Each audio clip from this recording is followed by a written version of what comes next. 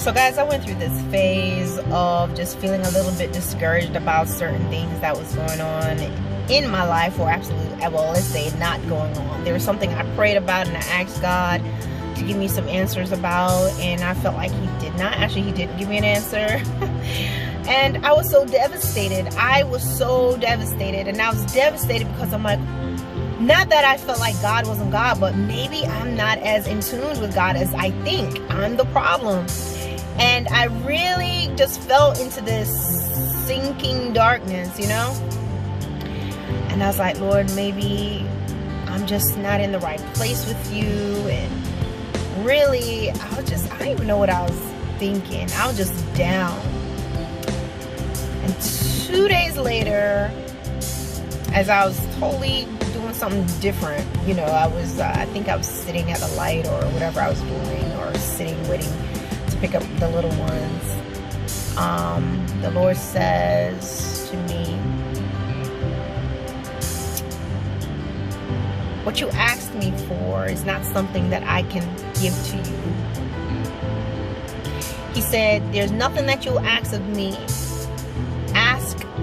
that I will intentionally withhold or not answer out of malice or out of hurt. If he said what you asked me for, I could not do it, and I was not able to do what you asked me for simply for certain reasons in which that would have been harmful or ill-timed, right? Because I'm not getting all up in my business, because you know some of y'all trying to read between the lines and figure out what it is. Cut it out. Just listen to the story. The other thing that he reminded me of, he said, do you remember when I was in the Garden of Gethsemane? I went to Jesus he said, I went to God 3 times to ask him to remove this cup from me. And each time I received no answer. And at that point, the answer was, the only thing I could say was, nevertheless, not my will, but your will. And he said, sometimes when you don't get the answer or you don't hear what you want, it's not that you're out of my will, but will you take on the disposition of saying, not my will, but thy will, and trust that what I have for you, whether you get the answer or not, is going to be greater than what you could have asked for, and you're going to get the answer, and you're going to get the revelation, and you're going to get everything that you need. And I bust out crying in the car. I started crying. I'm trying to tell you, when God gets silent, or sometimes you know, when he speaks to your heart, it's so sharp. And I'm trust me, I'm still messing up how it was said, because it was so smooth and so just clean.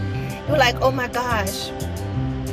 And something that God told me, you know, because I was being discouraged, and I can't say I felt like I was really doing everything right, but I remember the Lord told me, he said, get back up, get back up.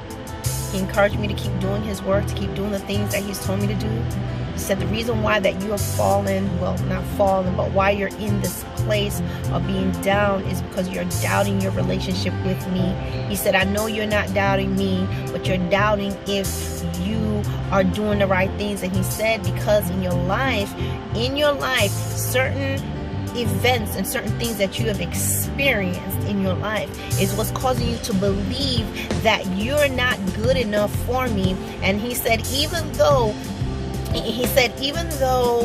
you're thinking that way, even though I am greater, I'm jacking it all up, even though I am God, you have an unhealthy thought about not being good enough for me, because the enemy is feeding that into your head. And he was like, you are my child.